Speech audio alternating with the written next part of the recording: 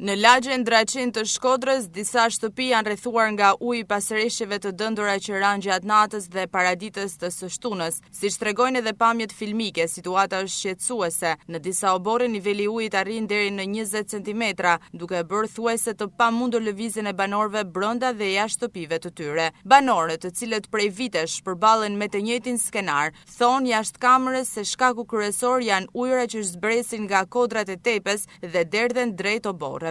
Problemi sipas tyre qëndron te kolektori i zonës, i cili prej vitesh nuk funksionon. Ai është i bllokuar nga ndërhyrje të ndryshme dhe mungesa totale e mirëmbajtjes. Pavarësisht ankesave të përsëritura të banorëve drejtuar Bashkisë Shkodër, askush nuk ka ndërhyrë për zhbllokimin e kolektorit. Si rezultat, mjaftojnë vetëm disa orë rreshje që të paktën 10 shtëpi në zonë të rrethohen nga uji, duke u krijuar qytetarëve vështirësi serioze në jetesën e përditshme. Të dalësh nga shtëpia bëhet pothuajse e pamundur, ndërsa rreziku i dëmtimit të banesave dhe i përhapjes së lagështirës është i madh. Banorët shprehen se janë të lodhur nga premtimet dhe injorimi i situatës, duke theksuar si shkak mungesën e mirëmbajtjes nga institucionet lokale.